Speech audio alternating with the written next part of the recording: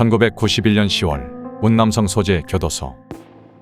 사형을 앞둔 어린 여성 사형수가 교도관에게 매우 괴이한 요청을 한다. 형 집행 전에 제 몸 안의 피임 도구를 제거해 주세요. 사형수의 이름은 타오징, 21세였고 매우 아름다운 외모를 가진 여성이었다. 교도소 측은 타오징의 요구사항을 들어줘 교도소 내에 작은 수술 공간을 마련해준다. 타오징은 중국의 미녀 사형수 중 한 명으로 잘 알려져 있다. 이 여성의 죄목은 무엇이고 왜 사형을 선고받았는지 알아보자.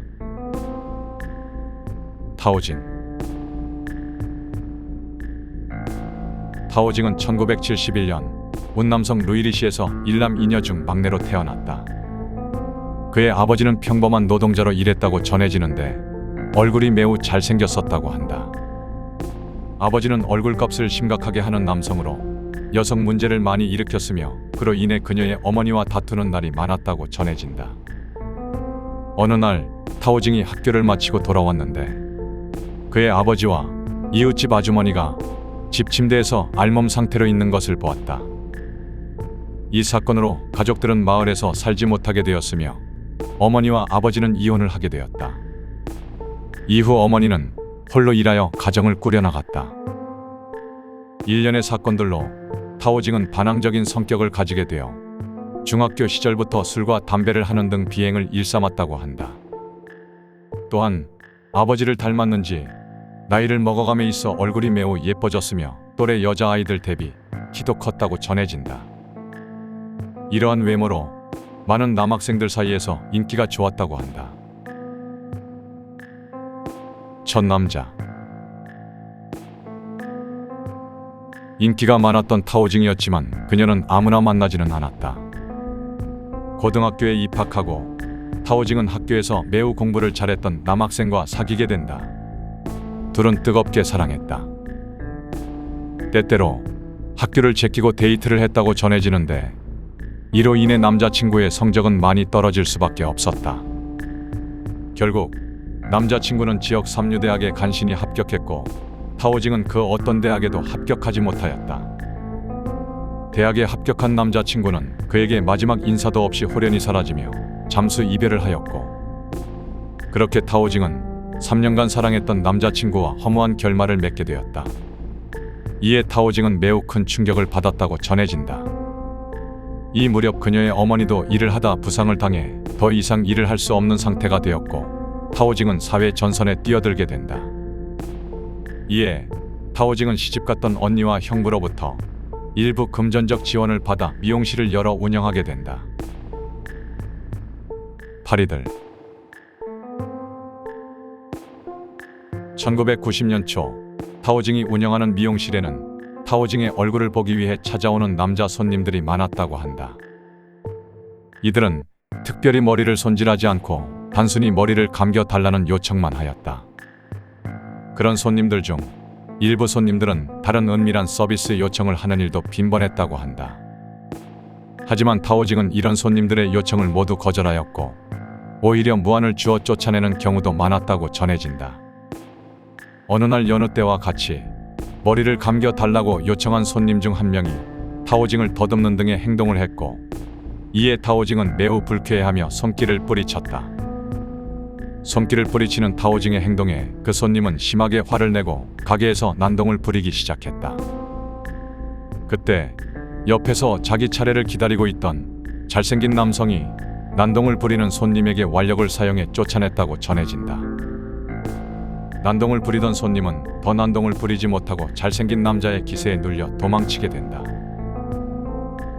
타오징은 그런 남성이 마치 TV 드라마에 나오는 남자 주인공처럼 느껴졌고 매력을 느꼈다고 한다. 두 번째 남자.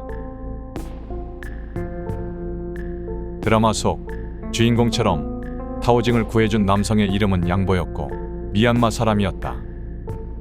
운남성 루이리시는 미얀마와 국경을 맞대고 있는 매우 인접한 도시다. 그래서 미얀마 사람들을 흔하게 볼 수 있다. 사건 이후 양보는 타오징의 가게에 매우 자주 찾아왔고 머리를 감겨달라는 요청을 하였다고 한다. 그들은 급속도로 가까워졌고 금세 연인 사이로 발전한다. 양보는 매우 돈이 많았다. 타오징이 한 달을 일해야 벌 수 있는 돈을 한 번의 데이트에서 척척 쓰는 모습을 보였고 값비싼 옷과 장신구들을 선물했다. 이에 타오징의 아름다운 외모는 점점 더 아름다워졌다. 타오징은 이때 매우 행복했지만 걱정거리가 하나 있었다. 양보는 외국인이었고 외국에 나가는 일이 매우 빈번했으며 한 번 나가면 연락이 거의 되지 않았던 것이다. 연인 사이가 되었으나 개인적인 사정과 가족사, 직업에 대한 이야기는 전혀 하지 않았고 연락도 일방적으로 양보가 하였다. 그가 연락하지 않으면 타오징이 연락할 수 있는 방법이 없었다고 한다. 주인공의 실체. 타오징은 외국에 나가면 연락이 되지 않는 양보에 대해 양보에게 다른 여자들이 있을 수도 있다고 생각했다고 한다. 그러던 어느 날 타오징은 양보의 아이를 임신하게 된다. 이에 타오징은 양보와 깊은 대화를 나누고 양보의 직업에 대해 캐묻게 된다. 양보는 대답하지 않았으나 끈질기게 물어보는 타오징에게 자신의 직업에 대해 말하게 된다. 그는 마약을 밀매하는 범죄자였던 것이다. 또한 양보는 타오징에게 아이를 낳지 말아줄 것을 부탁한다. 이러한 말들을 듣고 충격을 받은 타오징은 병원으로 가 수술을 하고 집으로 돌아가며 양보와 헤어질 것을 다짐했다고 한다. 하지만 다음 날 양보는 수많은 영양제와 선물을 가지고 타오징의 집에 방문한다. 그리고 타오징의 어머니에게도 인사하며 타오징에게 자신을 따라 나가자고 제안한다. 양보를 너무 사랑했던 타오징은 이에 큰 감동을 받았고 양보의 제안을 거절하지 않는다. 헤어질 결심했던 마음을 하루 만에 바꾸고 마약 밀매자인 양보를 따라 나서게 된다. 사랑에 빠져버린 그녀의 눈에는 이미 보이는 것이 없었던 것이다. 제안. 자신의 직업에 대해 말한 양보는 이제 노골적으로 타오징에게 자신의 일을 도울 것을 부탁하기 시작한다. 타오징의 마음은 점점 커졌고 양보의 부탁을 거절하지 못한다. 이에 양보는 타오징에게 IUD, 즉 피임도구 삽입 수술을 제안한다. 이 삽입 수술을 제안한 이유가 매우 정신이 아득해지는 이유다. 이 피임 기구를 삽입한 채 마약을 포장하여 운반시키기 위해서였다고 전해진다. 타오징은 이 제안에 화를 내지 않고 앞으로 둘의 아이를 가질 수 없는데 괜찮냐고 물었다고 한다. 이에 양보는 세상에 우리 둘 외에는 아무것도 중요하지 않다고 대답했다고 한다. 아이를 못 낳게 되는 것도 중요한 일이지만 이런 식의 대화가 가능한 건지 매우 혼란스럽다. 이 대답에 타오징은 다시 한번 감동하고 삽입술을 받아 양보에게 필요한 사람이 되고 싶어졌다고 한다. 양보를 너무 사랑해서 이성적인 판단마저 마비된 것이라고 생각한다. 또한 양보는 일이 잘못되었을 때 타오징의 가족에게 매년 1만 위안 이상을 보상하겠다고 약속했다고 한다. 어떤 기사에는 양보가 타오징에게 약물을 사용했고 주변 동료들과 함께 타오징에게 심각한 성범죄를 저지른 일도 있었다고 하는데 이는 묘사하지 않고 넘어가겠다. 체포. 타오징은 미얀마로 넘어가 계획한 것처럼 마약을 삽입하여 중국으로 돌아온다. 이후 1991년 10월 8일 정오 쿤밍 아동병원 앞에서 구매자를 기다리고 있었다. 그리고 잠시 후 정장을 차려입은 남성이 다가왔다. 이에 타오밍은 준비한 물건을 넘겨주었으나 타오징의 손에는 수갑이 채워진다. 사실 정장의 남성은 첩보를 받고 위장한 중국 공안이었고 타오징은 바로 체포되었다. 이때 타오징이 가지고 있던 양은 약 480g 수준이었다고 한다. 중국에서 마약 범죄는 매우 엄격하게 처벌되고 타오징이 소지하고 있던 양이면 무조건적인 사형이 확정된다. 설득. 타오징은 초범이었고 경찰은 이미 타오징이 단순 운반책이라는 사실을 알고 있었다. 이에 타오징을 설득하기 시작한다.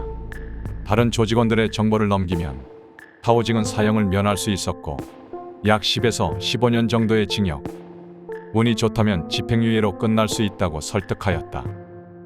실제로 타오징이 다른 조직원들과 그녀의 남자친구의 정보를 넘겼다면 수사에 기여한 바를 인정하여 사형을 면할 수 있었다고 전해진다. 하지만 남자친구를 너무나 사랑한 타오징은 끝내 말하지 않았다. 또한 자신이 붙잡혔을 때 자신의 가족을 책임지겠다는 남자친구의 말을 굳게 믿고 있었다. 1심에서 타오징은 당연하게도 사형을 선고받는다. 하지만 아직 그녀에게 살 수 있는 기회가 있었다. 조직원들과 남자친구의 정보를 넘기고 항소하면 사형을 면할 수 있었던 것이다. 이에 타오징의 가족과 경찰들은 끊임없이 타오징을 설득했다. 그들이 보기에도 타오징이 사형당하는 것은 너무 안타까운 일이었던 것이다. 하지만 타오징은 끝끝내 자신이 알고 있는 사실을 전하지 않았고 죽기를 각오했으며 마지막 소원으로 자신의 IUD를 제거해 달라고 요청할 뿐이었다. 이유는 당시 그녀의 고향 대홍 지역에 전해 내려오는 이야기 중에 금속물체를 몸에 품고 죽으면 외로운 귀신이 되어 집으로 가는 길을 영영 찾을 수 없다는 이야기가 있었기 때문이라고 했다. 이는 타오징이 이미 죽기를 각오했다는 것으로 받아들여졌고 경찰도 매우 안타까워하며 마지막 소원을 들어주었던 것이다. 지켜지지 않은 약속. 재거수를 마친 타오징은 마지막으로 가족을 만났고 그녀의 가족들은 오열하였으며 그녀는 큰 소리로 울지 말라고 소리치며 떠났다고 한다. 1991년 10월 26일 사형은 집행되었고 형이 집행된 이후 타오징의 몸에서 어머니에게 보내는 쪽지가 발견되었다고 한다. 그녀는 마지막까지 목숨을 걸고 남자친구와의 의리를 지켰다. 하지만 남자친구는 매년 약속했던 1만 위안을 단 한 번도 보내지 않았으며 양보라는 이름도 가짜였고 미얀마 출신의 외국인 신분으로 체포도 되지 않았다고 전해진다.